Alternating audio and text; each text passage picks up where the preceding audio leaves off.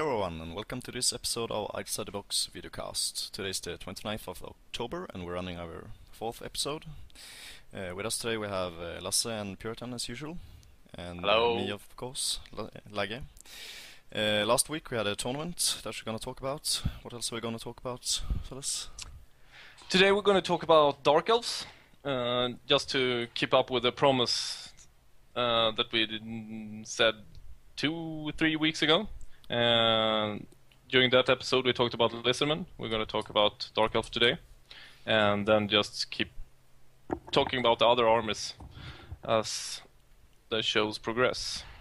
We're also going to talk, like you said, about Shadowgames, the tournament we all three went to, and just briefly talk about the games and what army we did play and so forth.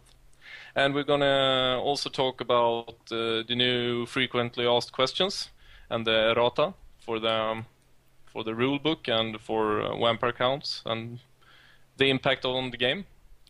And hopefully we will have some time to talk about the new Warriors of Chaos also. Yeah, we're not really up to date on those yet, so...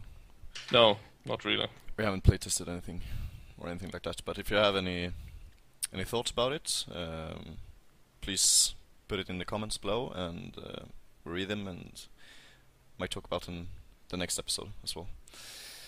Yeah. When we get the White Dwarf. Yeah, exactly.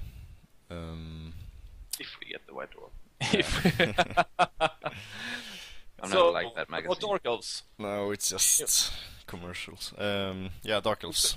Yeah, we talked a little bit before the show about their versatility, and that you can build almost anything, and they're pretty good. Either way, you could build an avoidance army, or close combat, or shooting, or magic. Everything works. Yeah. But if we start to talk about, I think maybe we should just run it through, like Anders said, that we talk about the lord choices, the hero choices, and just discuss the different choices in the army, because nothing is really that bad. I think you could pretty much use everything. Yeah, it's an old book, but it's still really viable, especially if you don't have any comp system that restricts them. It was the same thing when they came in 7th edition. They just whooped everyone's ass. They even took the demons down, and that was the only army that could match the demons back then. And yeah, It's kind of strange that even though it's a new edition, shooting the best, hitting the hardest, moving the fastest, and casting the best magic is still a good. yeah, I can't understand it. Like, It's so strange. did not see that coming. but for me, I mean, looking at the choices in other armies, at the lord choices, for example, I think that the Supreme Sources is, I think the cost for her is pretty good. I don't think she's that cheap in a Dark Elf army. The big problem for me is that the Dreadlord is damn cheap. I think if you're running no restrictions, the Supreme Sorceress is really cheap as well. Yeah, but Not as cheap as the Hero Caster, because the Hero Caster benefits way more for the kind of bombing the spells, but exactly. still 200 points for what's it cost, 240 points for a caster with an arcane item as well. Yeah, with those lores, it's a really nice caster for that points for those. Yeah. Yeah, and I mean, in when the standard equipment for her, I mean, with no equipment default selection, maybe she's costed a bit too cheap if you're ask me. But when you're starting to kit her, you give her the dagger, Yeah. sacrificial dagger, just that item alone, and she's way too cheap. Yeah. 250 points, and she's going to be a pain in the magic face. Yeah. They also have a really nice other arcane items as well. They have the tomb, like several armies have that for 15 points, one extra spell, and then they have the familiar, the what's the name of it? Familiar? No, the one put a familiar 6 inches away. Focus familiar. Yeah. That's a magic item that is hardly used anymore. It was used a lot in 7th edition, but now it isn't used much, but it's still a great Arcane item. If other armies would have it, it would probably be picked up all the time. But in the Dark Elf army, it's not even a viable Arcane item. It's so strange, I think. But I mean, you could still, if you talk about maybe like the Empire and the Wizard Lord, I mean, that Lord choice doesn't have the same capabilities as the sorcerers, the Supreme Sorcerers, but still he cost 165 points. So he can't. Pretty That's much level 3, right? A level 4 costs. They have almost the same costs. So. And they lack 1 leadership as well. So if you only run for example, if you run two level 4s in an Empire, you have a leadership 8 general. If you run it in an Elf army, you have a leadership 9 general, and it's kind of it's a large difference. But the Supreme Sorceress is also level 3 at 225 points. Yeah, but she's got access to Power of Darkness, and she can cast with as many dice as she like. And for me, that's the difference when you talk about 60 points. For me, that's twice as many points worth. Yeah, exactly. She should cost twice as much as the Wizard Lord. If you run no restrictions. Yeah, she can chuck. Have you ever met double level 4s in Dark Elf army with the Sack Dagger and double Power of Darkness? It's so fucking broken, man. Yeah, but the problem if you roll like 2 or 3, they will cost like 8 spells. Yeah, but it ain't. If you put up 2 level 4s on the board and that's it, there's no problem. I mean, the thing for me with the Dark Elf is that everything is good, and you can if you start to build an army and you're up to let's say you're playing 2,500 points and you have bought 2,000 points worth of Dark Elves. Yeah. And you start to look at the army and say, oh damn, I need some diverters, I need something that could take care of this and that. You just pick it in. You just pick the things you need and you're fine. Yeah. I mean, looking at an High Elf army, and especially after the ETC, you're starting to see that there are almost only one viable build. Yeah, that's White hard Lions. enough. Yeah, that's White Lions. I mean, people have played and tried to play Sword Masters, but they're too fragile. Yeah. And the other thing is that if you look at, if we can just compare to High Elves, for example, Prince costs 150 points, and the Dreadlord costs 140 points. I mean, most players who are playing Dark Elves, they're having like a level 4 and the hard-hitting Dreadlord. So you get leadership 10, and you got a guy who's really tough to break. Yeah. And looking at an high farmer, there's no use in picking the Prince because he's crap. Yeah, I think it's nice, but for example, like the Great Weapon is a really nice build on him, but that's like 12 points. So it's like his mundane gear is really expensive. They have the Van Bracers, which is nice if he's mounted, but they don't have any cavalry. That is nice to run with. So it's like you can't run the Prince because of the units in the army. Exactly, You can do it like Asker did with the Nullstone. I think that's probably the best thing you can do. I don't necessarily agree. I think that, for example, when you're playing Death, leadership 10 is nice, and also like. But then you're back to that build, that defensively double White Lion type of build. Yeah, but you can have him on an eagle. But you don't want him on an eagle. Now with the new FAQ, it might be better with because now with toughness 4, he still dies pretty fast against war machines. Yeah, but I mean, sure, but he's one of the most versatile guys in the game because he has. No, he doesn't get 1+, right? He only gets 2+. You can. No, I think you can give him 1+. Put on an enchanted not with shield. a great weapon. No, that would give. You can always give him the armor that gives him 1+. You can have Dragon Helm. You can have a. Yeah, but Dragon armor. Dragon Helm, mounted, shield, heavy armor. Yeah, but you could give him the It's armor only 2+. that's 1+ and cannot be modified. No, that's 2+. Yeah, and that fucking It's 2+. sucks. It's fucking suck. Yeah. I thought it was 1+. So No, it's 2+ probably- rollable with 4+ save is... If Ah, it's okay. got a Still kinda lance, nice. if it's got a lance, you can give him 1+. But the thing is that when True Line of Sight came to the Warhammer world, I think that looking at all other armors except Dark Elves, I don't think you should mount anything. I think you should stay away from mounts. Actually, can you even give him 1+ with a? No, you can't. It's you only can't. 2+. No, Only 2+ 2+ Two with buys. Yeah. Exactly. So no 1+ for him. Yeah, he's not nearly as good as a Dreadlord, but I mean he's not sucky. But now we're talking about no restrictions. Then I think he sucks. Yeah, right. If you're talking Yeah, no okay. restrictions, But then he isn't that's a available. different story. But then you won't play High Elf in the first place, because then you will only play Dark Elves anyways. Everyone would be Also bringing Dark Elves. Or Lizardmen, And- maybe.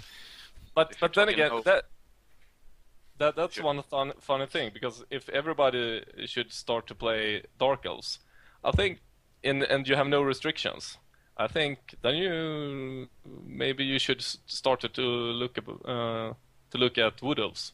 No, because it's not ETC Wood Elves. It's pure fucking awesome Imba Dark Elves versus no extra points Wood Elves. And then they just be... they are so raped in that matchup. Imagine if you run Dark Magic, for example, with a dagger, and then you have like several missiles each turn, and then you have depth to just pick out the But I don't characters. think I don't think people would run Dark Magic. I think people would still. It would be kind of like Death Shadow. Or Deathfire. Yeah, maybe, Death- but, or but Death still, yeah, but still, looking at the armies at the ETC or just at Yeah, but tournaments. that's not- with restrictions. That's with restrictions. I actually think Yeah, but that fi- Wood Elves but are harder fire- without restrictions than at DTC. I mean, they can have 120 Glade Guards and 20 Way Watchers, and that's not Yeah. fun for the Dark Elves. But then again, we should stick to Dark Elves. So Um, what did we say? You two guys think that Supreme Sorceress is pretty cheap?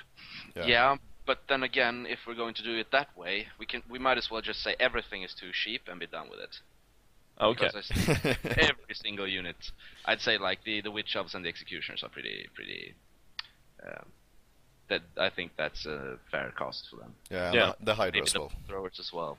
The biggest Yeah, problem. Hydra. The biggest problem for me with Dark Elves was the Dreadlord with the pendant. Yeah. And for me, that was just fucking stupid. And then also the build where people found that, okay, we're gonna put the Dragonbane Gem on the Dragon Helm on this guy and give him regeneration. And pretty soon you had like 3 or 4 guys that were really hard to kill. Yeah, the and all on Hagrid. Pegasus. Yeah. Yeah. So okay, so going down to heroes. Mm? Any thoughts? Except that they're all fucking cheap. Yeah, I think the Cauldron is an interesting piece to play with Yeah. and play against as well. I like it. I like that kind of units that you get like a global thing that you can affect your army with. Like I need to be harder here or hit harder here, and yeah, things like that. So I really like the Cauldron thing. It's kind of like the altar in Empire, or the new War Machine Switch, or the new chariots with the buffs, like the War Shrine. They are the same kind of piece, and I like them for like the gaming purposes. Then Yeah. that the Cauldron is better than any of the others, that's another discussion. Gives a nice touch to the army, Yeah. the game. And it's pretty easy to kill. Oh, it's not. Yeah, you need like initiative test to kill it, or a strength test from the dwellers. But otherwise, it's really hard to kill. Or just strike it with a ranked infantry, then you can take it. But otherwise, you won't. It's like impossible. I remember a game where Andrew. Right.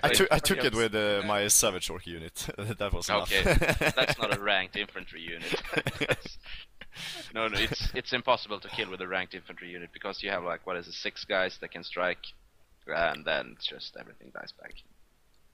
Yeah, Yeah, but that- you always have the 6 guys that can strike. It Yeah. doesn't matter if you kill them. So If you have like No, but 6 they sword don't do masters, anything. 6 anything. Yeah, they can kill him. They only toughness 3 with 4+ ward save. That's really easy to kill, to be honest. Yeah, so you do like 1 wound each round, and you take like 10 back. You don't take like 10 back. It depends No, on the unit, but depends on yeah, what the- you will take more wounds than you do, of course. But Yeah, and I mean, you won't break it in 1 round. And I No, mean, you will okay, not, so if ever it's break just it, a because- cauldron on the table and you have 40 halberds, yes, of course, you'll kill it. But I mean, yeah, it's really easy to go through 1 round. Yeah, sure. it's going to stand its own a couple of rounds at least, combat. Yeah. And I guess if we're talking about the death hag, it's the cauldron where obviously, I mean, the death hag isn't. You don't see it that much without the cauldron. The only other time I can think of someone running the death hag is if you want the standard of hag reef For your in a K-Knight executioners. unit. Yeah, exactly. Yeah. But other than that, you see it with the cauldron, and with or without battle standard bearer upgrade. And I think it's a nice piece, as you said, like. What about playing 2 death hags, one with cauldron and one with? No, that doesn't work. Yeah, no, it doesn't. What? Could you? Run 2? You can run death hag to death. What do you mean? The cauldron doesn't need to be. BSB. No. No. So you could Right. run one with cauldron and one with the hag reef. Or you can Yeah. run 2 cauldrons as well. Yeah. But Yeah, you can run standard death hag BSB as well. Absolutely. you could run 2 cauldrons, one BSB with banner of hag reef. Yeah. The thing is, the hag is like initiative 8, so Yeah, you will always have rerolls. It's fucking awesome. Yeah, alright, the nobles, or what's they called? Yeah, Masters? Masters, Masters. yeah. Yeah. It's one of Damn the best. cheap. Yeah, so fucking cheap for what they do with the Pegasus. Yeah. Especially now with toughness 4. They will be so good. The hag reef guy just got almost unkillable. The cannons will wound him on 3+, and then we'll have 3+ rerollable save. Yeah. they're so fucking Pegasus. Small firearms cheap. won't wound him that easy. No. Crossbows will wound him on 6s. Yeah. And then we have the sorcerers, and yeah, like we said before, I think that model is pretty cheap for what it does. Yeah. Especially if you have no restrictions. Great access to good lores and Yeah. Such a good complement for the level 4 as well. Yeah, Yeah. and you can run him at different restrictions and things like that. You can run him or her you can run him with a dagger, with extra spell, with a level 1 metal. You also have the power of darkness here, and that's really what makes it underpriced, I think, because the power of darkness on the small guys is almost better than on the large one, I think. I mean, if we're talking unrestricted, if you have a level 4 with death and you have a level 2 with shadow, and you give the dagger to the level 4, and you have the Tome of Furion on the level 2, with the power of darkness and the magic dice gain from the death magic and the sacrificial dagger, you have like a infinite magic phase. Yeah. Just limited to the amount of spells you have. Yeah. The thing is that I remember I played a tournament a couple of years ago. I think it was 2 years ago, something like that. And I built an army, and a Dark Elf army, all shootout, just shooty avoidance, and only a Dreadlord and a Hydra for fighting. But then I saw that, damn, I have some problems with like knights, 1+ armor save.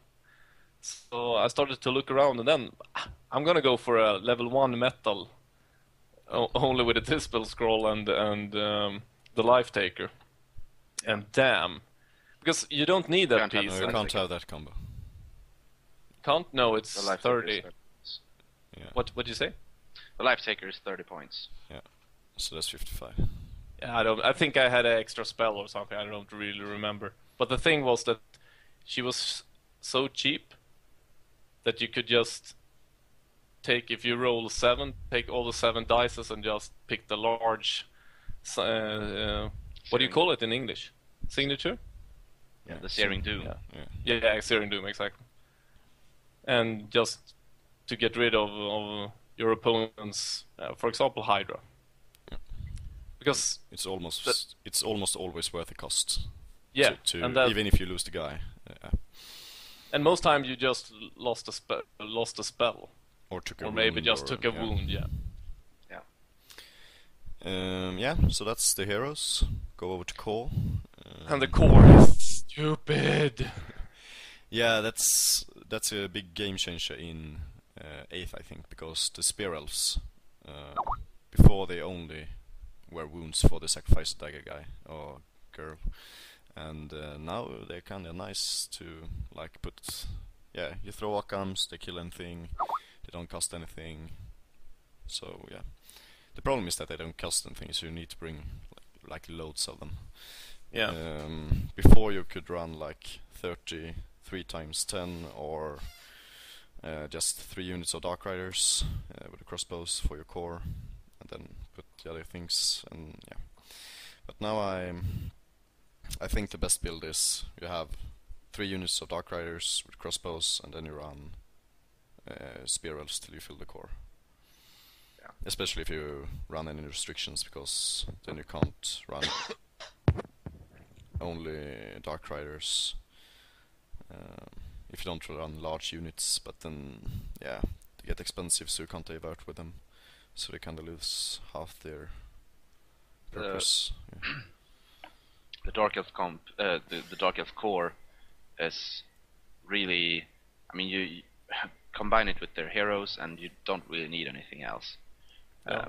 The special units and the rare unit, the Hydra or the Bothrowers, are good choices, but you don't need them. You can absolutely, without doubt, play just core and the characters, and it's still going to be a really viable army.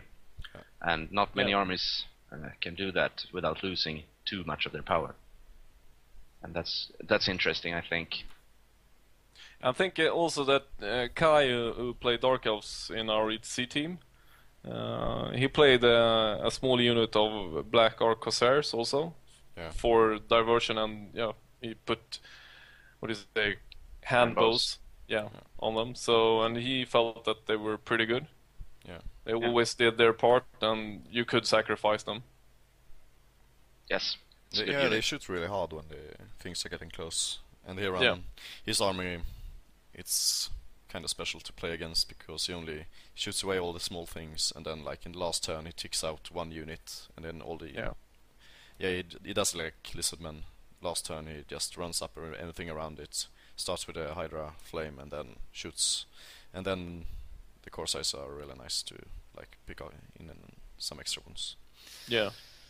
And I also think that looking at their composition, because I mean, some armies do have a problem with war machines and for the Pegasus, and Dark Elves have like the Dark Riders, the Harpists, and then they're almost unkillable Pegasus heroes and Lord choices. So for a Dark Elf army to take out the war machines, that's like in round 2 or 3 most of the time. It's really hard to stop them. And you also have the death spells, and everything is like really good at taking out the war machines. Yeah, definitely. And then we also have, what did you need to do to get the Witch Elves to core? You need to have Crone Hellebron as your general. We can't cover all the special characters. No, we'll skip them. But she's awesome. She's interesting. I just thought about your army that you built for the team tournament this weekend, and I thought, oh, maybe you can put him as core Hellebron. No, we're not gonna cover that. No. So the thing we said now was that 3 units of Dark Riders, and then fill up the core, and that usually means 2 units of Spear Elves. Yeah. Or Crossbowmen, Yeah, Crossbowmen. Depending on the playstyle.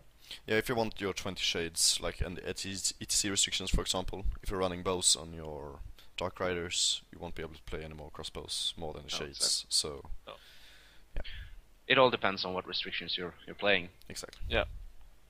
But then again, I think you always want somewhere to put your 1 or 2 level 4s. So I think at least one unit of Dark Elf warriors is needed. Yeah, it's a good choice, and also you have something to stab to death if you're playing the sacrificial dagger. Yeah, exactly. So then we go down to special. And it's so funny because, okay, we went from Lord good, Hero good, Core good, special. Pick a guess. It's pretty good. Yeah, but still the Witchers. So much whining from us here. Yeah. The Witchers aren't run that much because they are really squishy. If you're up against ballistic shooting, for example, they will be picked off the table in 2 seconds. I don't think that the ballistic skill shooting is the problem, because you can screen it with a lot of things in the army, and you have like miasma and stuff like that can counter it if you're facing like a large unit of a Lodden Sea Guard or crossbowmen or whatever. But stuff like trebuchets, salamanders, stuff like that, they absolutely just slaughter the witch elves. Yeah. I think a lot of players now we're not talking about unrestricted. We're talking about some kind of comp or restrictions.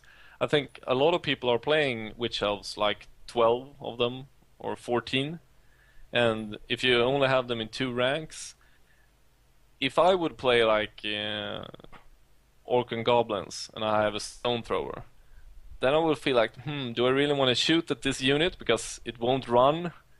Maybe I'll hit it, but I won't hit that many. And they will still strike as hard as they do. Yeah, exactly. Even if you roll a hit, you kill like 7. They will still have 7 left, and they will still put out 21 attacks with hatred. So anything that touches the unit will die if they have Occons on them. So.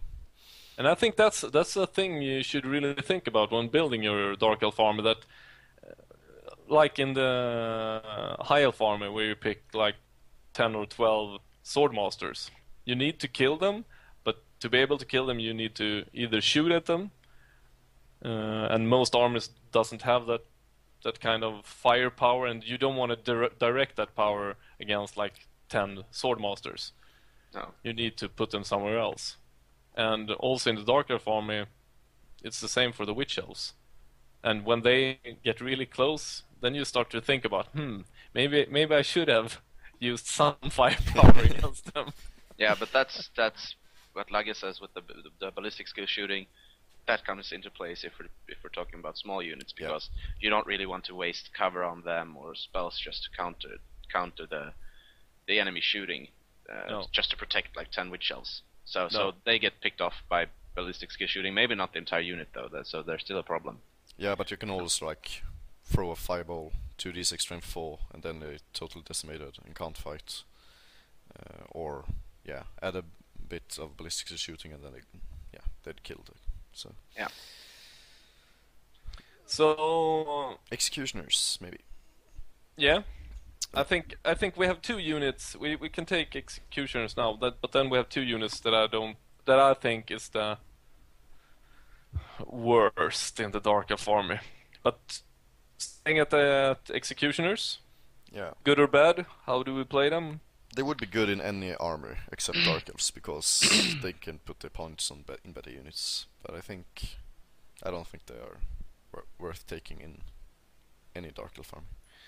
I think, if I get to say my view on them, which I do, is that you need the cauldron for them to work. Yeah. +1 attack is good, really good with the executioner if you have a horde formation unit. And they're stubborn within 12 of it, and you should also, if you want to get the most out of the executioners, I think that the Hagreef is a really good choice as well. Yeah.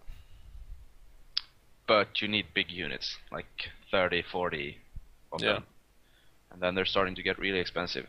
But they hit like White Lions. Yeah. So I mean, if you yes, the White Lions strike before and they strike after. That's the problem. Not if they have the Hagreef. No, but then they might strike at the same time, might strike after, might strike. Yeah, you get a point. Yeah, of course. But you have +1 attack maybe, and you're also stubborn. You have the same armor save. I mean, always reroll. Yeah, it's You don't have always reroll, or in a matchup between them, of course. But Yeah, against high elves you always. But then, so I mean, if maybe in a big unit they work.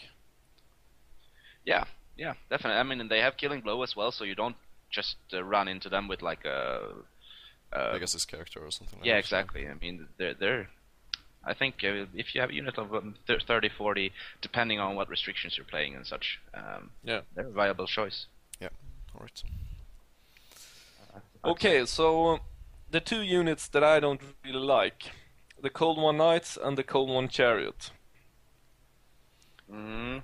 I've played with Cold One Chariots for maybe one tournament or something like that, and for me, just to be able to fail the stupid test makes them a shitty choice, especially when you can take so many other things that are so good in the Dark Elf army. Yeah. I think like I said, they would be pretty good in most armies, but in this army, I don't really like them. I think they're kind of good when they're just running forward. The problem is when you, for some reason, misplace them after a charge or something strange happens and they are misplaced. Then they can't take flee as a charge action. It's so fucking important for a chariot to be able to take flee as a charge action, because a chariot can almost never take a charge because they don't have the attacks to win the combat. So No. you want to take flee, but you can't because they're fucking stupid. So yeah. But if there is one chariot, I mean, there are two chariots that can take the charge. It's the Dark Elf one and the Warriors of Chaos one. True. Yeah. But the Warriors of Chaos but then again, there are eons apart. The Warriors of Chaos chariot. It's better, yeah. Yeah, it's. But it's 30 points more as well. Exactly. For 2 strength 5 attacks, I don't know if that's really worth it. My main issue though with the Cold One Knights is the 2+ war save, the 2+ armor save and the toughness 3. Yeah. So I mean, against they're like not that other cheap. Dark Elves, they just get slaughtered with against the repeated crossbows and stuff like that. Yeah. Maybe that's the first unit that's pretty. I wouldn't say expensive, but maybe It's still, you can run viable builds, especially in but systems. if we just look at the Cold One Knights for 27 points with nothing, just in their shorts, I think toughness 3, 2+ armor save ain't that good, nope, it's not. and stupid. Yes.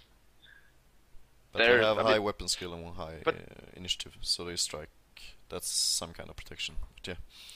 Thanks Yeah, to that's- the Cauldron, if you can give them +1 attack. I mean, a unit of 5 Cold One Knights with just like a musician, and they come in at like 140 points maybe. And I mean, if you give them the Cauldron Blessing for +1 attack, they can charge almost anything, except for like White Lions and stuff like that. That'll grind them down. But I mean, they can hit a lot of decent-sized units at least, and keep grinding at them with 2 strength 4 in the subsequent round. I mean, The problem- it's The problem Actually, is three- that three.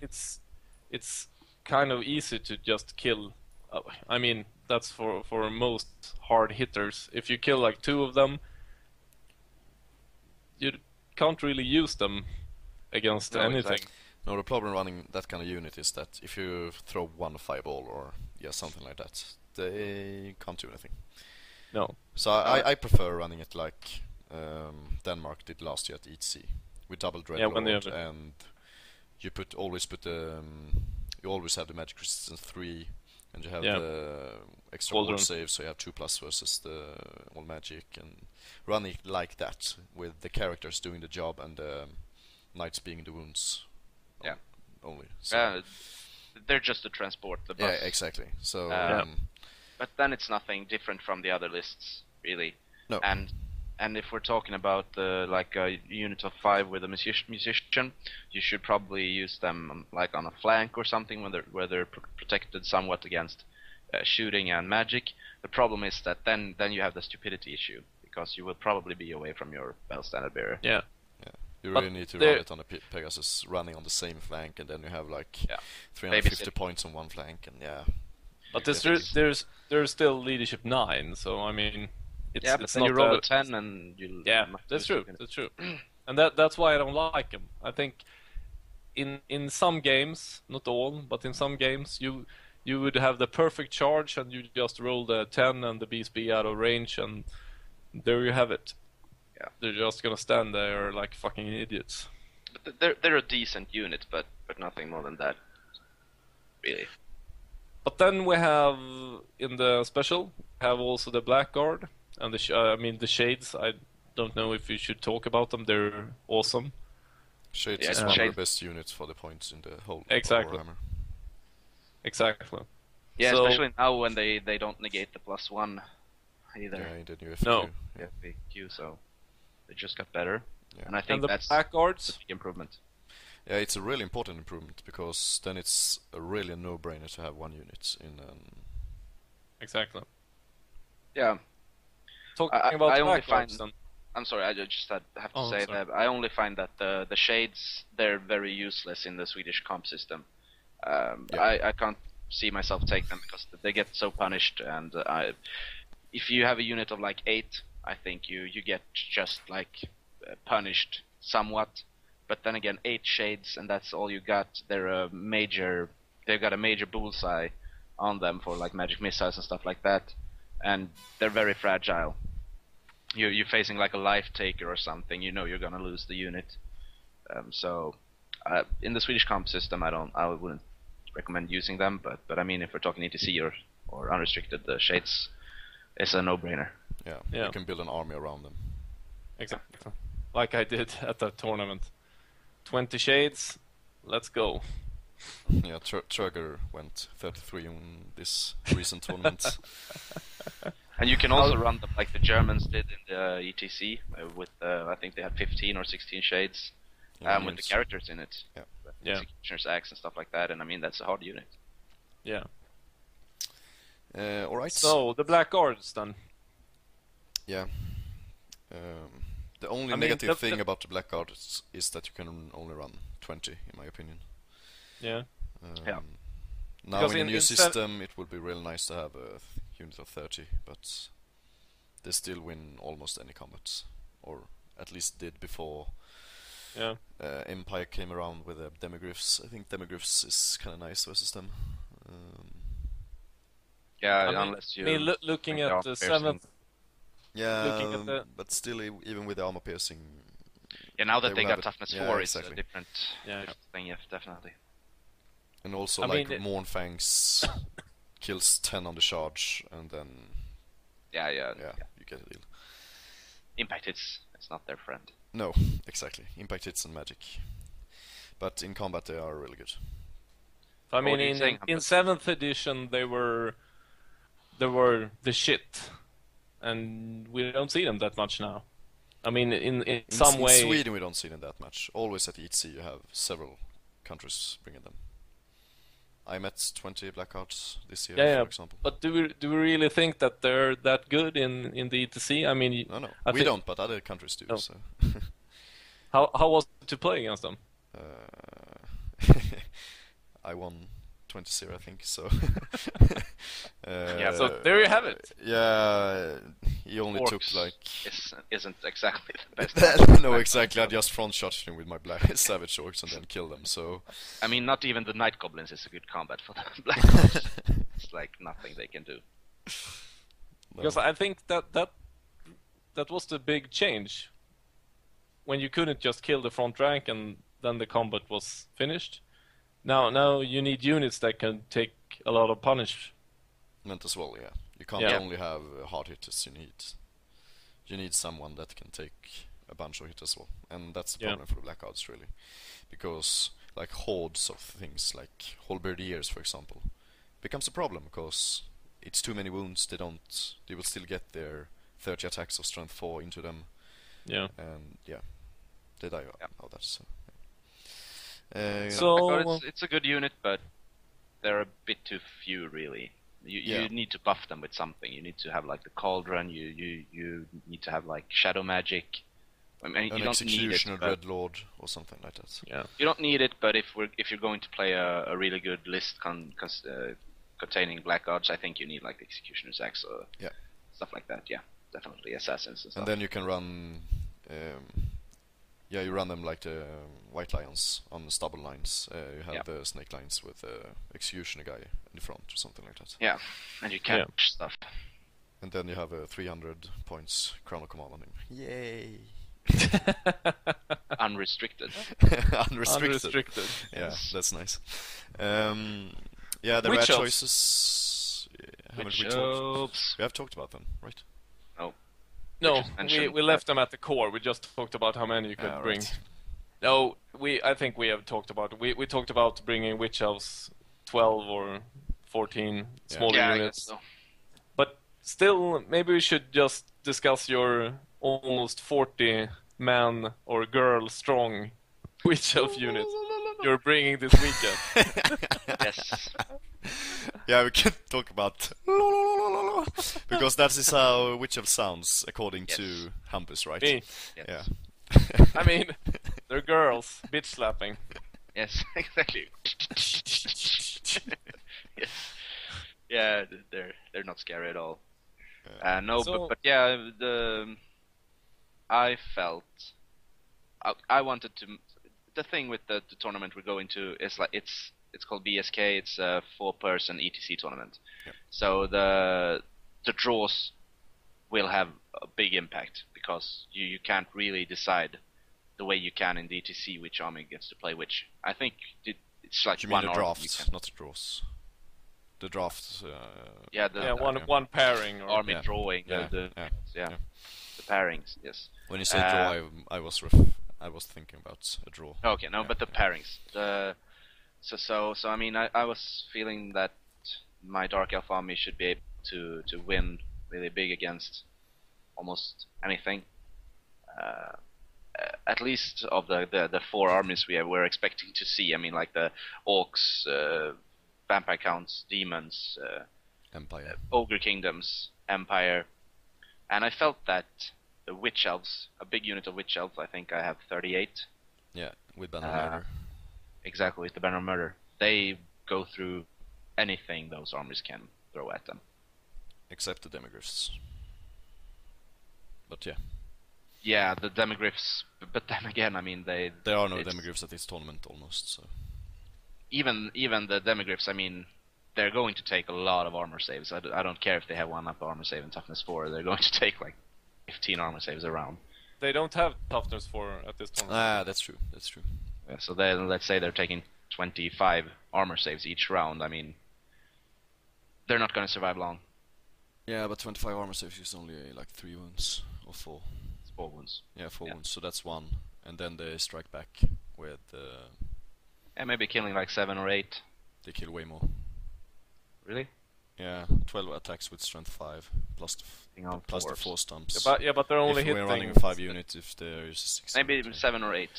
I think 7 or 8 wounds. That's because I was pretty startled or something like that when I played this tournament this weekend, and I played against the Demigryphs. Yeah. And the guy was playing. Okay, he charged my trolls, but that aside, yeah. they didn't put out that much damage. I mean, yeah, they had the attacks from the Demigryphs, but the guys on top don't grind at all. No, it's only the Demigryphs, but that's enough. Exactly. And that's for me was the big difference between Demigryphs and Mournfangs, because the Mournfang grinds like hell. They have almost the same grinding power. It depends on what you're striking. For example, if you're striking Witch Elves, the Mournfangs will grind better, but they will get kill as well. But, I mean, 1 strength 4 hit from the Rider isn't that good, but armor piercing from the Demigryph is really nice, especially when you're, for example, facing Mournfangs, because then we'll strike first and you will negate his armor. Yeah. So, and you will have the high weapon skill as well. So, for example, in the combat versus the Witch Elves, you are hitting 4s, so you will hit 6 of the attacks. First 5 of which will wound, so that's 5 wounds straight off. And then you have 4 stomps. No, wait. First of all, I killed 1 Demigryph. Yeah, but I was running a unit of 5, I was thinking. Okay, so one demigryph dies. Yeah, one demigryph dies. Then you have 12 attacks, 6 hits, 5 wounds, 5 dead. Yep. And then you have the stomps plus the attacks, and that's so 3 more. With the no, stomps. no, 3 more with stomps, and then 1.5 from the riders or something like that. 1.33. So you have yet to take off any attacks from the witch elves. You're still going to get 60 attacks back, and I think Yeah, sure, but want I just 5 won the wounds. combat with 7. Yeah, but I'm stubborn. Yeah, sure. But for example, if we put in And then I some kill ranks another demigryph, and you're starting to look really scared, and I kill another demigryph, and you realize, oh fuck. But you will lose attacks as well when you're killing, so Yeah, you but won't. not- Yeah, but The the killing- next killing round, pace he's got a wills- point, because the next round, you won't be killing as many, because when you're losing one, you're losing so many attacks. Yeah, sure. I'm not losing many attacks at all. But the thing was that When I've killed that the first unit, turn you maybe- win the combat with like 5 or 6, and the next round you will win the combat with 3 or 4. So we still win the combat. So it's not really. a I'm problem. not sure you're gonna win the next round, because you don't have charge, you don't have any ranks, you only have a standard. And I think Anders would have at least one rank, standard the same, and he would make 3 or 4 wounds. You might win the first, but the second and the coming ones, you're screwed. No, I think the second one, I think It's kind of strange to like talk about the but- combat like that yeah, as well, yeah, because yeah. any of us will throw Anyway. in anything Yeah, extra. yeah, we'll so, skip yeah. it. We'll skip it. Yeah, the witch elves. But then won. again, okay, Yeah, so alright. which elves we're gonna see after this tournament? We're gonna talk about them and see how you did, Yep. and see who's the black sheep in our team. Yeah, last year said Johan is the weakest link, and I took the most points of the whole tournament. So Yeah. say that again, please. No. No, Yep. but Playing Lizardman this year, so hopefully get a lot more points. so looking Jinx. at rare choice, I mean, we don't even have to discuss the Hydra. no, the Hydra you just buy in any Dark Elf form, you just take it. Take them. You take 2 if I mean, you can. the only reason. Yeah, if you're running no restrictions. But I Take don't- as many as you're allowed at all restrictions. Yeah. you but, don't take you a high don't- rate if you already have 2. That's the main rule. Yeah. I guess. Yeah. The only You don't reason. see that many bolt throwers in Dark Elf armies. Not in higher farms either. Oh. Why Everything is that? cover and they die when you look at. I think the main problem with the bolt throwers is that first thing, cover in the new edition is a problem with ballistic skill shooting. So you need to be mobile to be able to use your ballistic skill shooting to its maximum, and they have really nice shooting otherwise with the Dark Riders that can move along, or the Shades and things like that, so they don't really need more ballistic skill shooting. Oh. And also, if you're running a ballistic shooting army, you will be running avoidance army. Yeah. So when you're running an avoidance army, you don't want to have to defend like 2 or 3 or 4 stable points on the battlefield that you No. just can't run away from. So I think that's the main problem with the bolt throwers, that you will have stable points that you need to defend, but you will never be able to defend them because you don't have any close combat units. So True. I think that is the reason why, because the armies are way faster in 8th edition than they were in 7th. And 7th it was much easier to like pick out things flying for them and things like that. So yeah, I think that's the reason for the switch, that we saw them Yeah. in 7th and then we don't see them in the 8th. So, rounding up, or we could just say that, okay, Dark Elf is, if you unrestrict them, Unrestricted, pretty much- it's the best army. yeah, the best army. Yeah. And what do we say, for new And players? also Lizardmen is one of the best armies unrestricted, but since Dark Elves will whoop an Lizardmen army under no restrictions, so that's the reason why they win, in my opinion at least. So what do we think about, maybe for new players, is Dark Elf a good choice? Or do they fall into a sense of confidence that they're really good? No, in 7th edition, I would have said that. I would have said that you don't want to start with the Dark Elves. But in 8th edition, I think that it's just an army that does everything good. Yeah. But it doesn't have the peak some armies have, I think. If you some units in some armies are just insane. Okay, we have the Dreadlord with the Pendant and the Hydra, but But I mean, You still have to play. You can't Yes. just push the models. oh, exactly. I mean, you don't. I mean, like you have nothing that can. I mean, compared to like 150 bloodletters. Yeah. Or no, that's not a good example. But you know what I mean. I mean, Yeah, we know. the average level of the army is very high, but I wouldn't say that they peak higher than any other army at the top. And the lowest, I mean, the weakest link in the army is also very strong. So I mean, it's a And also balanced strength, so to say. yeah, and they You know. in the balance you also have that they do anything in all the phases. You can build a combat army, you can build a shooting army, you can build an army based on magic. So having all these kind of different things for a new player, I think it's really important. Yeah. So you don't only know that I'm a demon player, I will always stand and things like that. So Exactly. you learn how to use flee as a charge action, and you also have the stable units with blackguards, for example. So you can learn how to play with the anvil, and And you have almost all the special rules as well, so you get to learn to play with them, like fear, stubborn, stupid. Exactly. hatred. Yes, Yeah. hatred, Frenzy. psychology. Immune to psychology. So I Or mean, frenzy. I'd say that it's a good army to start with, Yeah. definitely. And also it plays pretty normal compared to other armies. I mean, like the ogres, it's more like it's a very different playing style from all the other armies. The lizardmen as well, very different playing style from all the other armies. So I'd say that Dark Elf is you have your ranked blocks of infantry. You can push, you can shoot, you can a lot of different playing styles.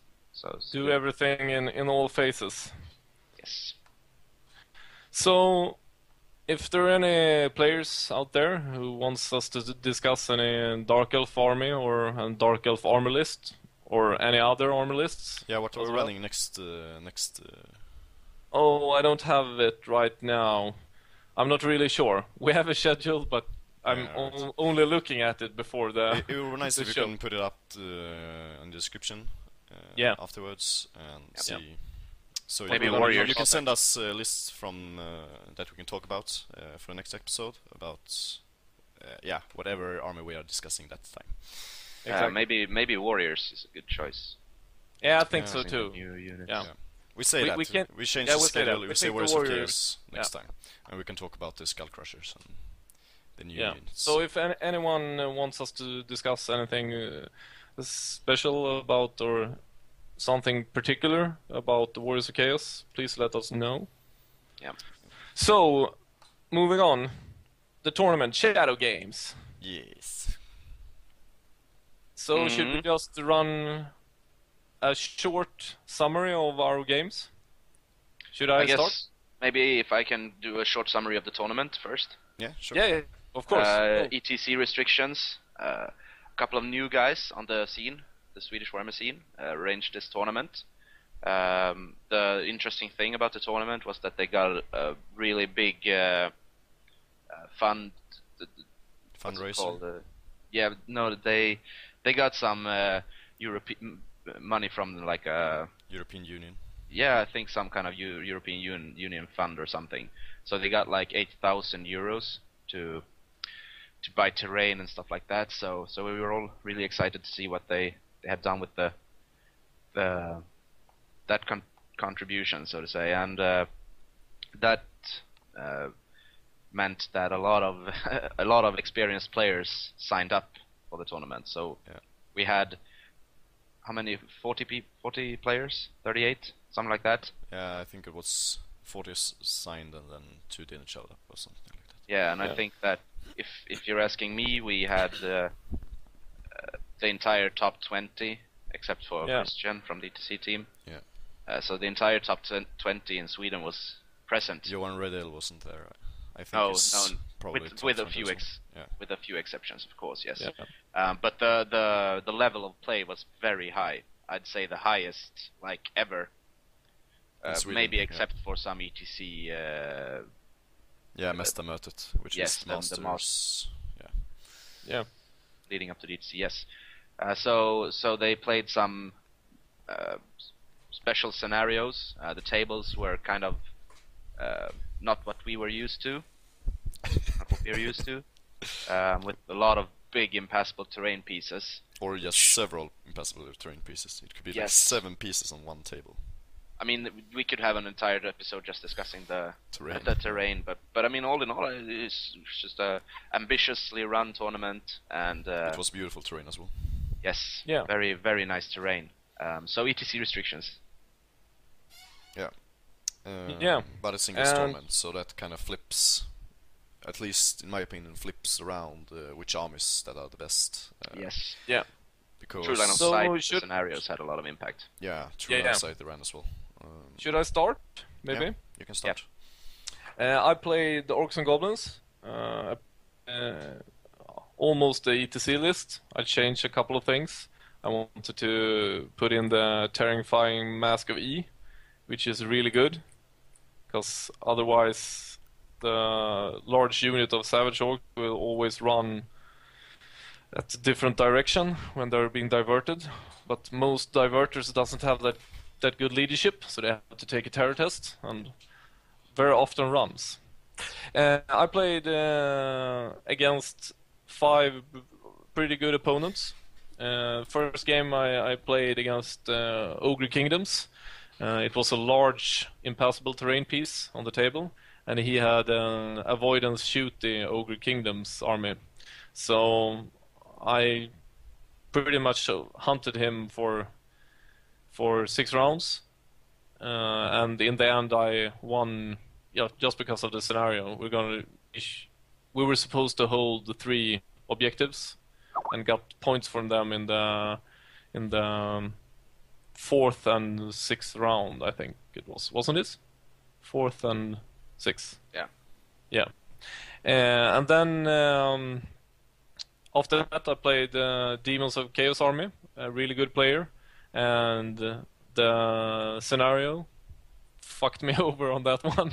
Because one scenario was that you had to pick a character and a special or rare if they had one, and that was the units you needed to kill. And my opponent only had core and 1 rare, 8 fiends, so it was pretty tough to take them down. So I lost just by the scenarios. After that game I played another Deamons of Chaos with the Lord of Change, and I think he's banging his head if he's listening right now. He did a pretty stupid thing and felt the wrath of the Mangler, who killed his Lord of Change. Mangler. Yeah, but then the problem for me was that the Night Goblins squabbled and wanted to fight in the wrong direction at the wrong time. So I had to play it pretty much defensively after that. I won, but not with that much. After that I played another Ogre Kingdoms, 2 times 5 Mournfangs, and it was a really special scenario where you wasn't it, is it called Dawn Attack, where you roll the dice for? I think it's Dawn Attack, and if you roll a 1 you place it on the left side, if you roll a 2 on the right side, 3 to 5 you put the unit in the middle, and if you roll a 6 you can choose. I mean, you can look it up in the rulebook, the Dawn Attack. And he rolled 5 ones, so he put almost his entire army in a corner, and he didn't get any diverters. It was 2 units of Mournfangs, the Gutstar, the Iron Blaster, and the Hound, right? Yeah, and the Hound. And I put a Mangler in front of them, killed the Hound, and said, okay, how you want to play this now? It was really boring. I mean, it was good for me at the tournament, but the game was pretty boring. I think that you should also mention that the corner placement, it didn't help that it was a really big impassable terrain piece in that corner. So, no. So it was... Normally you can fit them, but with that terrain piece, they just stood on top of each other. For all tournament organizers, I think always think about, don't put in random... I mean, you could have some kind of random impact, but it should be a small impact. Yeah. When you have like random deployment, especially deployment, because deployment is a so big thing in 8th Yeah, edition. exactly. It's like the key thing, because some armies really need to box in some matchups, or really need to spread out, for example. And when you say you can't do that, you just screws up the whole game, because a good matchup become a bad matchup and vice versa. So Exactly. And I think that just forget about random scenarios. Keep it simple. And in the last game I played against an Empires player. It was really nice, but he didn't play that many tournaments. So yeah, overall I ended up in 7th place. I'm pretty satisfied with that. Only one ETC player in front of me. So yeah, I'm the team captain. Fuck you guys. So yeah, that was me. I really enjoyed the tournament. I think if you just fix some small things, the tournament will be really good. And either way, I'm gonna go back next year if they. Yeah, do I it think one they more will time. do it. It seems that The they listened to food feedback arrangement was really nice. Yeah. Yeah, the food arrangement was perfect. I really liked it. If they would just keep the good feedback they've gotten, and maybe make a few changes, it's going to be a really, really good tournament. Yeah. Sadly enough, I think they should remove like some of the terrain pieces. Yeah, we said it in the feedback. I think they know. So who's next? Lage? No, I think we're gonna go Lasse first. Yeah. Yeah, sure. My tournament wasn't really exciting, so might as well just be done with it. No, well, I mean, disclaimer, I was playing Lizardmen, and I knew that there would be a lot of elves and ogre kingdoms and stuff like that, and I mean, it's not really good playing Lizardmen against Mournfangs, Demigryphs, Crypt Horrors and stuff like that. Really hard to get points off of. But I felt that someone has to play Lizardmen in this goddamn country. so I was like, let's just do it. Let's see what happens. You were gonna run double death as well. So yeah, I actually didn't realize it was ETC restrictions. I just read this because they were in Swedish. So I was just reading the restrictions, and then I realized, wait, this is ETC restrictions after sending in my list, like maybe a day after sending in my list, and then I was like, then I can't play double death, and I had to recheck, and yeah, it was ETC restrictions. So and that there it was as well, that you can only have one of the following. Yeah. So I sent them a mail, and I got to adjust that, and I chose to play metal instead because it has a nice ring to it, death metal. But it kind of fucks up the list, though, right? Yes, yes, it does. I mean, double death lizards. That's an entirely different army than death metal. Of course, there's a reason they banned the combo. No, but I felt that, I mean, what the hell? Let's see how I do. I was aiming for top 10, and hoping not to get to face too many elves. Where did you end up? 12th or 13th, 13th, I think. Yeah. There weren't any numbers on the list, I think, so I think I counted to 12 or 13. But if you say 13, it's probably right. Yeah. The best Listman player, though. The only. Yeah. So who did you face? What kind of armies did you face? Well, my list was two Slans, one Scar Veteran, Saurus, Skinks, and I also tried the Skink Croxigo unit, which I think performed pretty okay. I mean, since I had in mind that this unit is really bad, I kind of played them a bit differently, and I think that they did the job. They scored some objectives and stuff like that. Didn't really make too much of a noise on the field, but they didn't screw up, at least. First game, I got to play Wood Elves, and that is the single worst matchup for Lizardmen, if you ask me. Did you met David? Yes. Yeah. So that was a matchup. I mean, almost any player playing Wood Elves, it was going to be like, I'm going to have to be really happy with a draw. So the draw was like, if I can make a draw, that's very good. Yeah. And he had or actually, I kind of saw an opportunity. Go ask the judge if you could score 2 objectives with 1 unit, and I got the ruling that you can, and that really screwed up his game. Because, I mean, we had both assumed, not saying it to each other, but I mean, we played it that you could only do it with 1. I mean, yes, without talking about it. So, I mean, it wasn't like we had decided it or anything. But then I was like, does it say anywhere if you can do this? And you could. So the Skink Croxical unit managed to reform up to 1 long line, taking 2 objectives, and that switched it actually from a draw to 11-9 to me. So that was the major impact on the game. I would have still, as I said, been very satisfied with the draw. But then followed Kai from the ETC team with Dark Elves, Pegasus characters, and just shades and Pegasus nightmare. Yes. So yeah, and the game was tight. Both me and Kai agreed that turn 3, I think, it was looking like I had a win, maybe 11-9, but then it all turned. So yeah, he won like 15-5, I think, 14-6, 15-5, something like that in the end. Yeah. And I mean, I can't be.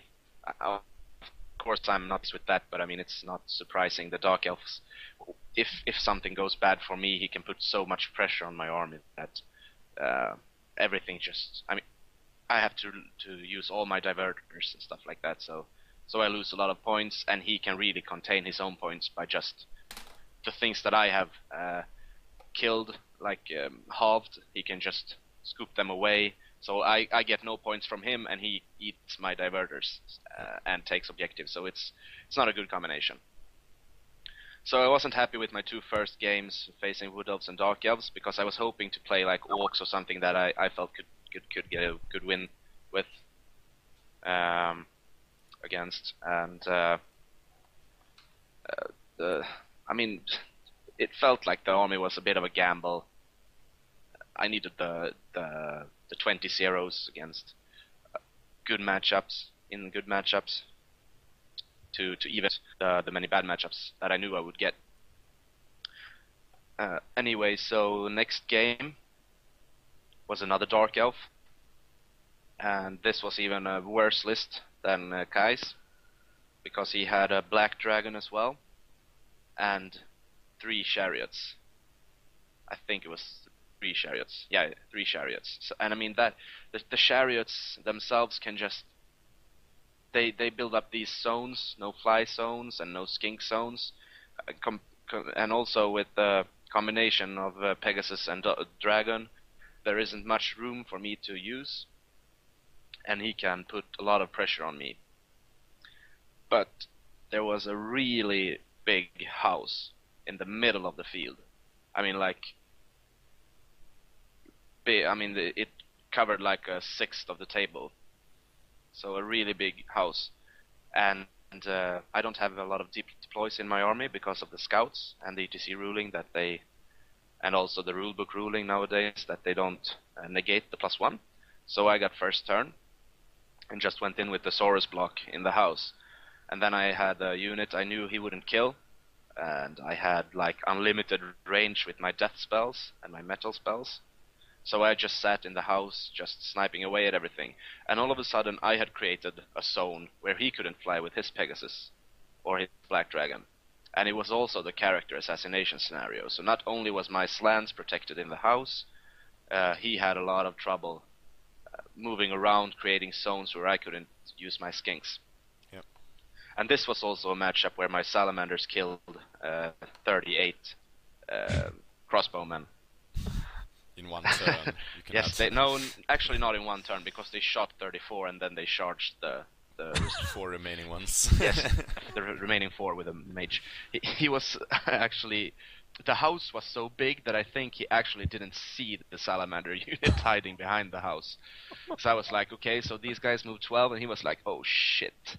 And they came, it was like an optimized shooting position for the salamanders, so I got no misfires, and he had actually just reformed his crossbowmen, so they were six wide and like 7 deep. So to be able to break Steadfast from a Skink Kroxigor unit that had just charged a chariot but didn't break it. So he wanted to counter-charge with the crossbowmen, break the Skink Krox unit. He didn't really have anything else to shoot at on that flank, and the building was in the way from my other flank. And the Salamanders came forward and just took that unit off. So yeah, the game was starting to look really good for me, and it kept doing that. And I actually haven't even mentioned. I even managed to kill his Black Dragon character, so I got the assassination points off of him as well. So I won the scenario 6-0, which was the most you could get from the scenario, and I won the game, I think 17 or 18 against 3 or 2. So that was a very good game for me, but I wouldn't have made it without the house. Next game, Vampire Counts, double Crypt Horrors, the insane Vampire Lord with the 3 Banshees in the front rank. When you fight them, it's just, I mean that army is so annoying. You don't really get any points off of it because they have like 1500 points in the skeleton unit that you just can't kill, and then they have the 2 Crypt Horror units that you have to waste so much energy into killing, and when you kill them both, it's like 400 points total. So didn't like that matchup either, but I knew I had the Purple Sun and the snipe spells, and he didn't have any magic resistance, so I felt that this is a good matchup for me. And it was, and I had a lot of pressure on him. I had decimated one of his Crypt Horror units, and I was about to start shooting away at the other with all my skinks. Felt really good. He pushed forward with his skeleton unit with all the characters, and I didn't want that to hit my Saurus, so I diverted that one with the Pterodons and skinks. Anyway, he got around where he could reform or something and go forward, so he got pretty close to the Saurus. Maybe he was like 12 inches from me or something. And he threw 3 dice Doom and Darkness on my Saurus unit. At this point, I'd say I was ahead, because my next magic phase, I would have a lot of good snipes on his characters that I had already decimated his Master Necromancer with death, so I felt that my next magic phase would be really nice. He threw 3 dice Doom and Darkness at my Saurus, and Irresistible Force, Dimensional Cascade, rolled a 4, so the Master Necromancer survives, but he puts the big pie plate and kills like 15, 16 skeletons or something like that. Next spell, Purple Sun on 4 dice, because he lost, I think he had like a 12 dice magic phase or something, so he lost some dice but he still had 4 left. Casts a Purple Sun, Irresistible Force again, Dimensional Cascade, this one killed the Necromancer, and like 15 or 16 more skeletons. Well, my Saurus and killed everybody except for 4, so it killed 27 Saurus. And I also missed the Lookout Star with my General BSB. So he died. And with the Doom and Darkness and no reroll, it resulted in the unit panicking and they were dead. So that kind of changed the game a bit. A bit. You could say, yeah. And also... Picking off 1200 points from you, yeah, it changed a bit there. Yeah, exactly. So that game ended 16-4. Which I was, of course, disappointed with because it felt like I had the game under control. Yeah. And last game, I got to play Vampire Counts again. An identical list. The only difference was that he had Grave Gods instead of a second Crypt Horror unit, and he also had Can Wraiths instead of Banshees. But this scenario was the capture coins scenario, and with all my scouts and my vanguard, before he even got the chance to move, I had caught 5 of the 6 coins, and he didn't get them in the rest of the game, and I just killed off what I could, and I won like 18-2, 19-1, or something like that. It was a big win at least. 15 it says. 15? Really? Yeah. Okay, I think I got some game 13, so 17 at least. You got 18 in the versus the Dark Elf. With Okay, yeah, so that was the 18. Black Dragon, yeah, I won at least, so yeah. I got some revenge on the vampire counts, but I felt in the end of the tournament, 13th place, considering that I didn't play any armies that I felt was a big win for me. Yeah. I have to be satisfied, and I also got maximum score of the sportsmanship, and that was actually a goal as well. Yeah, it was really hard to get that, so that's a nice Yes, achievement. so I'm very happy with that. So all in all, I had a great tournament. Alright, my tournament, I played an Empire list with double Hellblasters, a Light Covenant. Yeah, that was the list, no. I also had 5 Demigryphs, the Night Bus, a bunker with Spearmans, with 2 detachments unit of archers, and 1 great cannon. So, and the steam tank, of course. So I only had 2 cannons, and I opted for the double Hellblasters instead, and I don't know if it was worth it or not, but yeah, it was kind of fun to play with anyway. First off, I met Demon's army with Bloodthirster, double units of Bloodletters, 2 single fiends, some furies, so he got some nice pressure on my War Machine Park. I made a huge misplay in the beginning, pushing my Demigryphs a bit too far, allowing him to flank charge them with a Bloodlight unit, and I couldn't flee because then he would just charge it off with a fiend that he has pushed on the other flank. So I needed to stand, take the break and hope that I just run further than him. So he flanked them, had 12 attacks on them, made 9 wounds with my 3+ armor save. That means 3 dice. I break, meaning that my standard bearer dies, so I can't rally them because I'm below 25%. So that was the starter game. That was not that great, but in my second turn I killed his Bloodthirster with my 4th cannon shot for the game, hitting him. So I failed to wound 1, I think. I did 2 wounds with 1. He took 1 ward save, and then I killed him with the last one. So then I only needed to handle his 2 units of Bloodletters. So I charged 1 with my steam tank, and the other one with my Night Bus, and yeah, I just grinded it down. He wasn't used to combat reforms, moving characters, I realized, so he can only strike my BSB with 1 attack the most. I think he got two killing blows attacks at him during the whole combat, so I was staying there and just killing him, grinding him down. I think we draw the scenario, but I killed a bit more than he did, so I won 13-5. Yeah, a kind of nice game, but I failed with the Demigryphs, so if I didn't do that, I think I would have won 20-0 or something like that, because the Demigryphs are so good versus Bloodletters. But yeah. Anyhow, next game I met Rika Trager, which is an ETC player, playing the standard Vampire Count list with triple Cane Wraith, yeah, double Crypt Horrors thingy, which is a really bad matchup for me because I can't really match his super unit.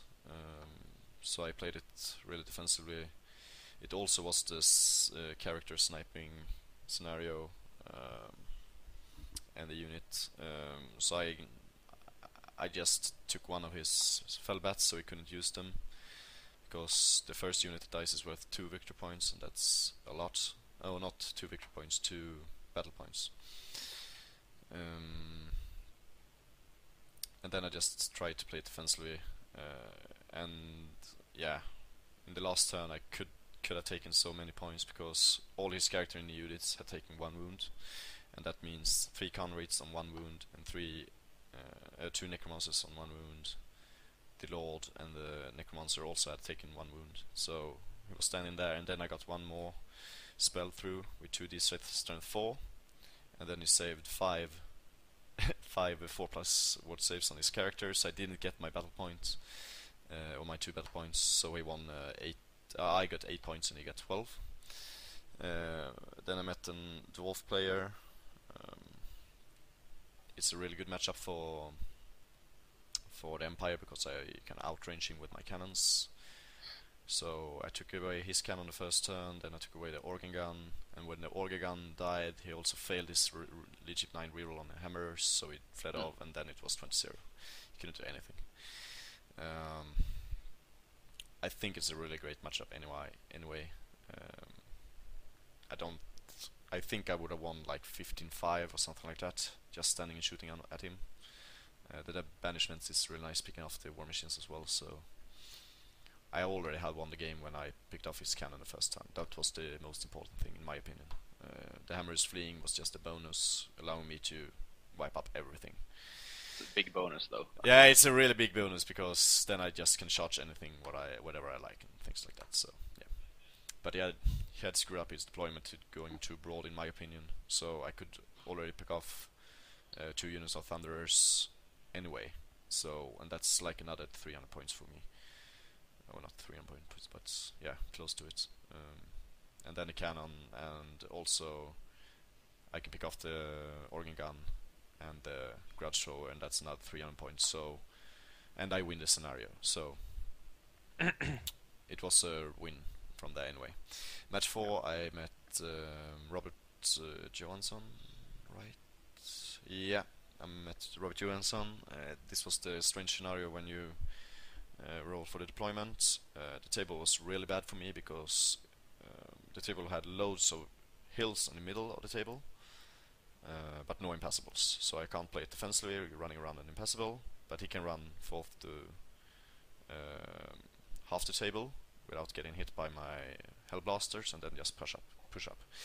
But he rolled double 1 on his Bloodletters, and he also had a great piece of a house in that corner, so he had to place one of his units of Bloodletters inside the house. And I rolled several ones as well, so I was deploying in the other corner, so it was a really long wait to run for him. He made a stupid charge with his fiends into my knight unit, and I just grinded them down, and then the game was over.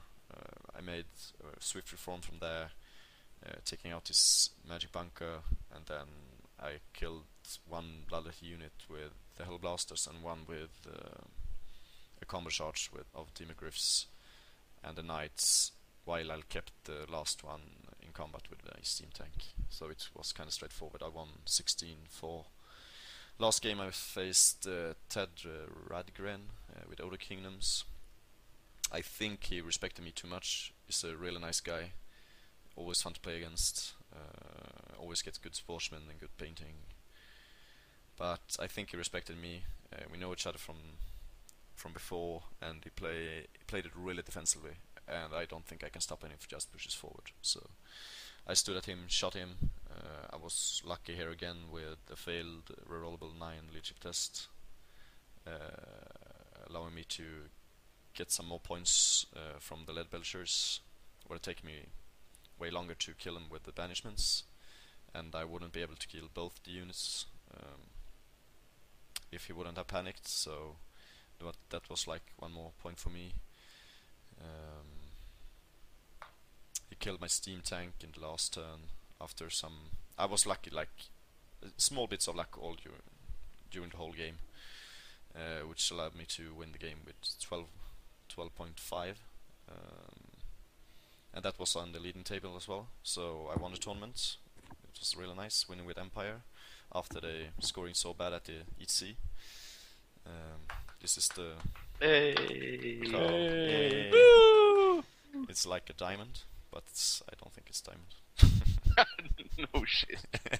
Retarded! That's where Imagine the if this- 80,000 yeah. Swedish crowns went. This, yeah, exactly. For the winner. This is like, Yeah. I don't know, some $1 billion or something like that. Yeah, if it would be in diamond. Had I known it was a diamond, I wouldn't have gone for best sport. throw my army around every game. Yeah. And the opponent's army as well. So yeah, I think it was the tournament was fun to play, but yeah, you knew that there what do you say? Those that arranged the tournament weren't that experienced. But I think next year I'm so sure that they will do it better with the scenario or something like that, because you see that they listen to the feedback. Yeah. Unfortunately, some factors that changed some games. For example, the impassable terrain pieces of the house I got in my game, and the fact that deployments. Yeah. Exactly. Yeah, but all in all, a good tournament. Kudos. Yeah, and we have to address one thing before we leave Shadowgames. It was a good tournament, yes, but I have to. I mean, looking at Johan, you had a victory points difference of 5,702 on the positive side. Yeah, and okay, I'm not gonna throw any shit against any players, but I just we won't mention the player, but one player at the bottom, he had minus 10,053 victory points. I mean, if we look at, he lost his entire army at least 4 times. Yeah. I mean, I think the his list was the maximum must be like 13,000 or something. I mean, you can't lose more than that. But you can see, you saw that on its list that he wasn't an experienced player. So it was probably his first tournament going up against the top players in Sweden. Yeah. It can't be easy. That was the I problem. liked the army. It was really good looking, but wrongly built. Yeah. The problem was that there was too many good players on this tournament and weird scenarios that did.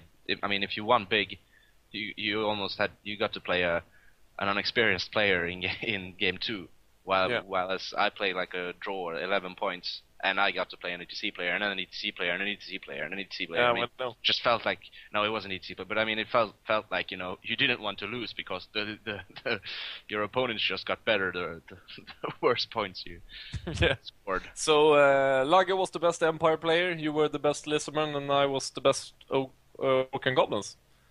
Yeah. Pretty good. Yes. It was two. So it was 2 Orc and Goblins players. It was it was only 2 Empire also. 15 Lizardman players though, so that's kind of happy with that. So that's that. Shadowgames, we're finished, and talk about new FAQs. I think we're gonna skip the Warriors of Chaos for now. I think we need the White Dwarf and we need more information. I think we will only discuss rumors, and if we don't have the White Dwarf or any other information about them. We might as well save them to the next week. Yeah. Exactly. Yeah. So FAQs. I think there are 3 things we need to address, and that's the FA or the Rata for the rulebook, and the Vampire Counts FAQ, and also the thing that people noticed, I think it was today or yesterday, the thing about fleeing magicians that they didn't highlight in the FAQ. And the Monstrous Cavalier as well. Exactly. I mean, there has been other. I mean, Empire got a new FAQ. Beastman got a new FAQ. Yeah, but there weren't that big impacts on the game, as in the Vampire Counts and the rulebook. I can't remember if it was those, but yeah, some got changes at least. Yeah. But yeah, I get your point. Yeah, the first thing is that, if people missed it, is that when magicians or wizards are fleeing, you can't use them to dispel, and they cannot use any magic items. And they didn't highlight that in the FAQ. It just was there. A guy saw it and wrote it on the forum, and I think it's not a major impact, but I think it's better for the game, in my opinion. I actually hadn't heard about it, but yeah, that sounds reasonable. I mean, anything that nerfs the mages is reasonable, in my opinion. But maybe we should go to the big things. The toughness for the Demigryphs and the Pegasus Knights, or Pegasus. Yeah, everything with Monsters Cavalry Yeah, rule. and Yes. that's pretty huge. And I Yes. don't really see why they did that. And I've tried to understand the reason for it, but I can't really see it. What are you discussing? Monsters Monsters Cavalry. Yeah, I think the main reason was that we fucked up with the Demigryphs. They were supposed to be toughness 4, and then they didn't realize what they were doing when they gave all the elves toughness 4 as well and things like that. To be honest, I really think that was the main reason. I think Maybe. that they've had like maybe 250,000 whiny kids coming into the store and be like, "Oh, they're sitting on a Pegasus. Why is this guy toughness 3? Oh, he looks so huge. I mean, he's really hard. Should be hard to kill, but you just wound him with a blowpipe." I think that's the case, and they it's were like like, you. "Obviously, we have to raise everybody's toughness now." It's like you with the Slan. Oh, why does he only have one attack? I have never, ever complained on a slot mage. Never. Why don't they have initiative 5? Okay. Maybe those questions are justified. Absolutely. And weapons. But can okay. stand. Yes. We More- put a reminder, Lage, when you were gone. We said that people have to remember that magicians who are fleeing, you can't use their dispel and their magic items. Yeah. Just for a reminder, since they didn't highlight it. Battle standard can't use the Hold the Ground rule. Either. Yeah. And that's really important as well. Because Yeah. then it's even more important to play right combats first. Exactly. And but the big things was the Monsters Cavalry, as we said. We also had in the Vampire Counts. Can we take the rulebook first? Yeah, And we can then take the go- rulebook first. Yeah, no problem. We also have the errata from the Power Scroll. It's gone. Yeah. So it's back to Why? It's back to the other one. So you know that it's fucking retarded. I really hope that they put in the other one again, because that was kinda balanced at least. So, or Obviously, balanced. someone. Yeah. Someone sent the wrong document to someone. It was like, Yeah, it was they sent the 1.2 Yes, 3 exactly. instead of the other one, and then they just fucked up. Yeah. Yeah. So hopefully, Games Workshop will not be as retarded as they used to, or as they always are, and actually fix this. Yeah. I think the Lore of Life regrowth was good. It was the same Just- Yeah, but the same as as before in the rulebook.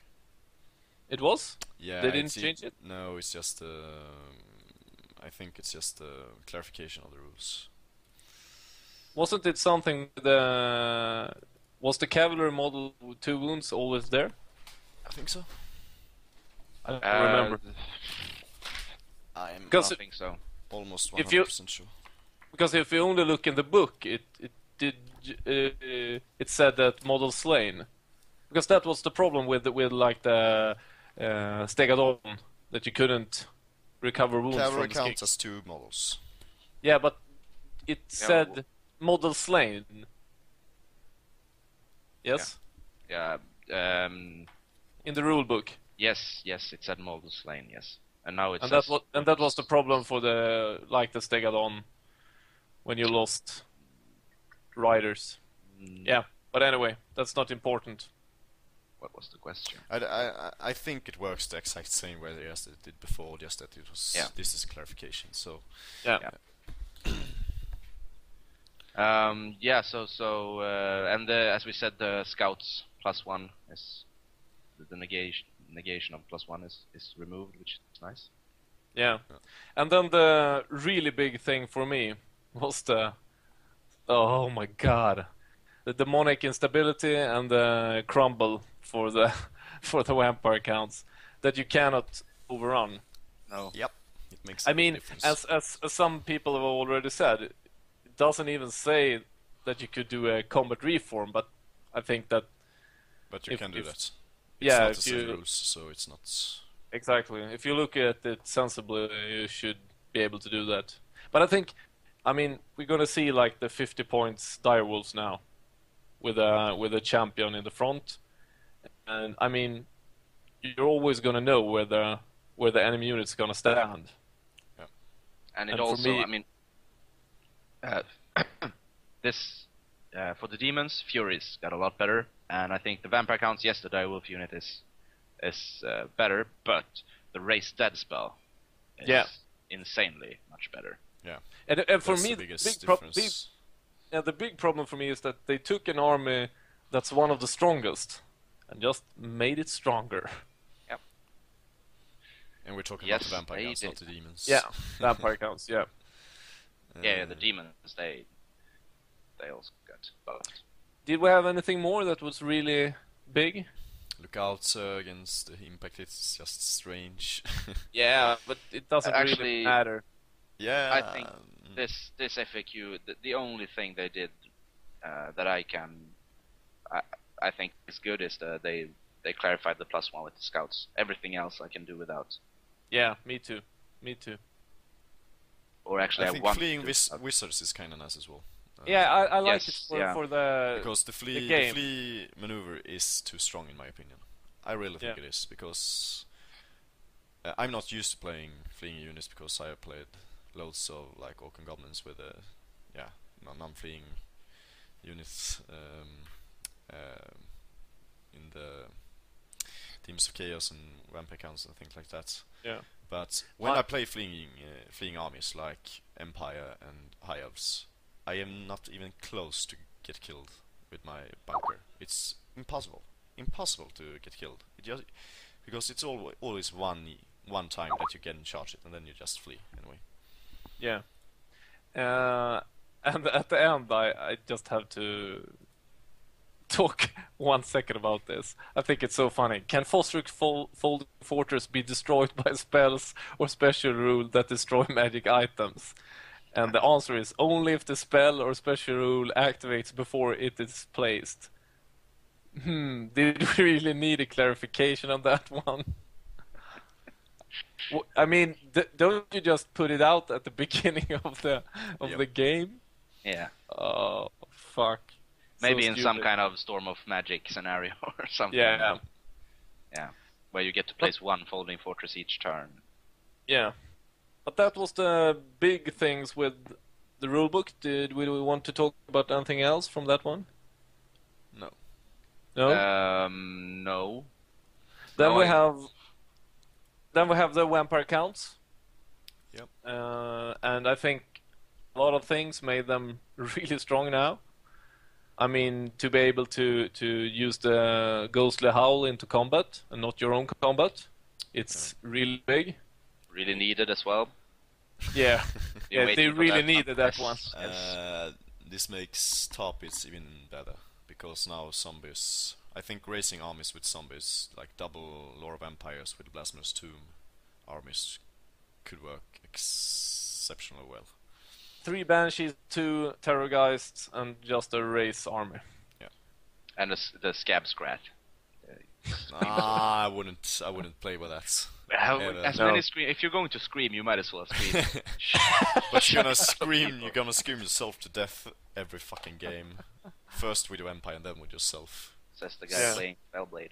But then they I didn't play also, it. I didn't play it in the tournament. I think another major thing is that you could choose another lore than the lore of vampires. Yep. And I think, I mean, But then then again, right now you have armies that needs to take like a vampire lord and a necromancer. You have to invest a lot of points in the lore choices. But this will open up. I mean, they're a little bit more unstable, but still you only need one guy. And a lot of players is gonna use a vampire lord and just hope for the best. And I hate those games. yes, yeah, but Because you can have a fucking retard, a monkey behind the army, and just push the units forward and just roll the dice. yeah, but just the thought of just playing a vampire general level 4 it just makes me nervous. Yeah, I would never run that. Yeah, Maybe if you have like Lore of Life. It's the and you same have cost to just bring the Necromancer. no, it's couple not the same times. cost. It's almost the same cost. Yeah, you it's pay not far you from pay it. 120 points for the extra levels on the. It's like 200 Yeah, points. but for still, every- still It's that you eight don't. points more to get a perfect miscast protection on your general. Yeah. So that's not a big issue, I think. But yeah, there will be people just gambling away, and as you said, we don't like those people, so we... Do you hear that, listeners? We don't like you. Don't ever It's run just the... me that feels like every army is so broken except Lizardman. When we sit here talking, it's like, when are we gonna get some love? I mean, okay, so they're broken. Two kings, they're broken. they invented the poison rule in like the 3rd edition, and that's all the love we're getting. Where is my pendant? And the cold-blooded, all skirmish. Goddamn crap. Slan Okay. mage priests. Yeah. But the last thing, before we end this, we've talked for a long time now, is and I'm gonna get spanked now, hopefully. Oh, here We're we gonna go. see, Lagge is gonna talk. We have the question, for units such as Vargeist and Blood Knights, which are vampiric, does a successful casting of Invocation of Nehek enable them to regain 1 wound per model or 1 wound in total? The answer is yes. A vampiric unit can never regain more than 1 wound from Invocation of Nehek. And for me, reading the Invocation of Nehek, it does not clarify how many wounds an ethereal unit or a monster get. can. No. No. So this clarification for me, if they would have wrote for units such as Vargeist, Ethereal, and Blood Knights. Yeah, sure. Is this an errata or is it an FAQ? It's an FAQ. Yeah. So the only thing that statement specifies is a clarification for the actual rule in the book, right? Yeah. And the actual rule in the book sounds like this. However, models with vampiric, ethereal, or large target special rules can never regain more than 1 wound. So they list the same units. Listen to me first. They list the same units under one sentence, and the clarification for the rule is for this sentence. So they actually think that the clarification. But why didn't they write Ethereal That's there? They did it in the book. Yeah, it's fucking stupid. It's fucking stupid. And I don't say that. For me, I don't leaving say that. that out opens up the door. I don't think that it should be that way, but they just open the door for players to say, they didn't write Ethereal. Yeah, sure.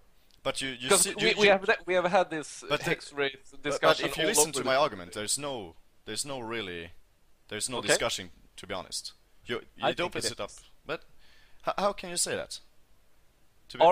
Are you reading the Invocation of the Heck? Yes. Yes. However, models with vampiric, ethereal, or large target special rules can never gain more than 1 models for 1 successful casting. No, not model. It says 1 wound. And it doesn't say per model or per unit.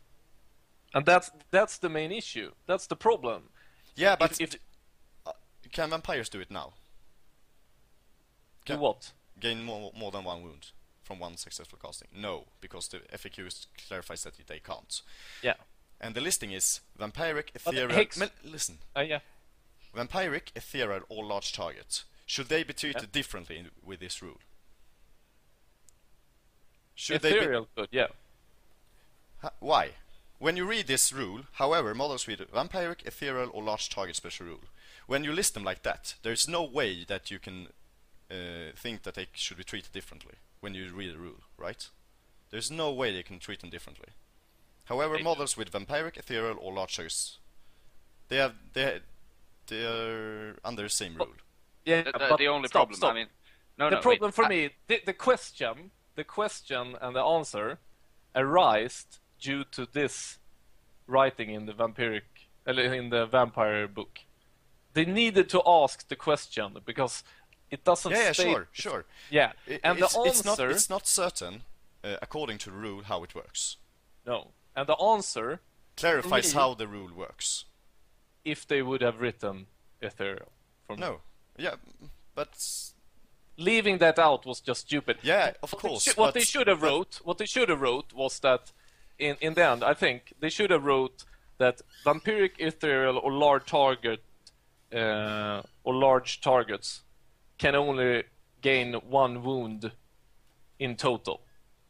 Yeah, sure. It would have been better. I don't say that it wouldn't, but even with this FAQ, people can't argue that it isn't like that it works.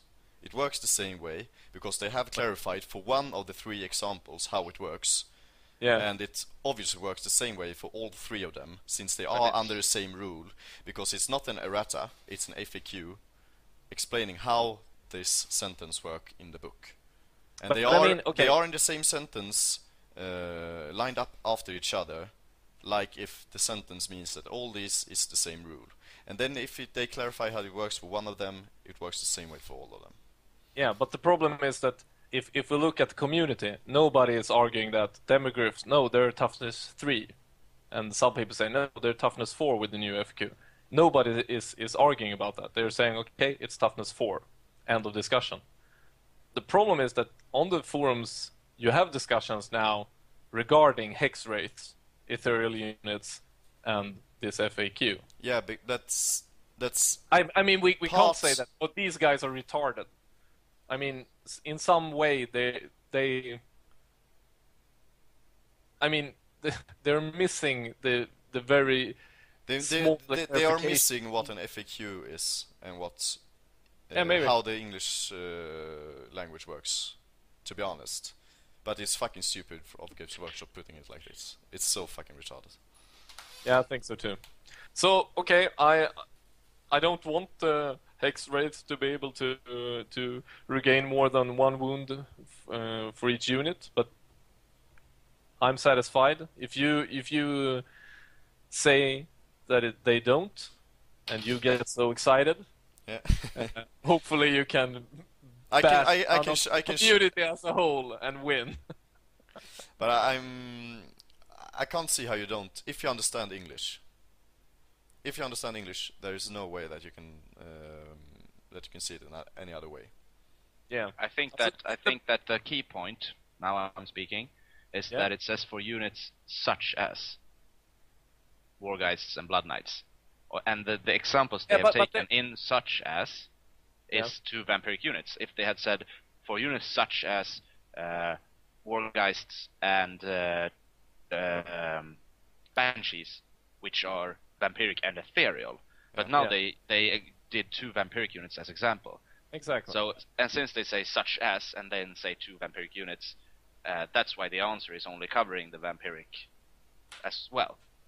Yeah, they might as so I'm all for the Lagues interpretation of this. Yeah, I think that, and this should be a lesson for them.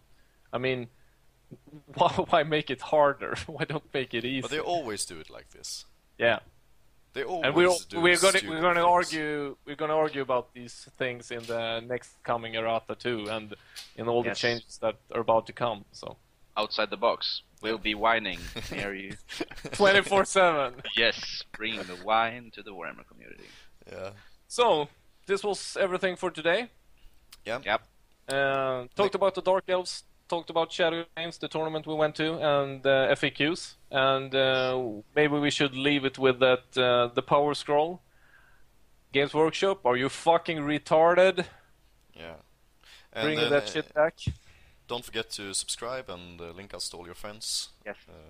We really want more subscribers, and comment more. Yeah. Twitter us, message us on Facebook, do whatever you like. Get in contact with us, and we promise we'll respond if you like ask us questions or things like that. As soon as possible. Come with suggestions on what we should talk about here on the show. We should also work, we will work a lot harder on bringing some guests to the show. I think that we're getting some meat on the bones right now, and some experience. So, expect to see a lot more guests in the coming episodes. And also audio only, we're looking into it, but right now there's a cost, and there's some things we need to fix before releasing that. So we'll get back to you. But we haven't forgotten. No. So take care, guys. Nailed it. Yeah. See you. See ya. Bye. Yeah. Bye-bye.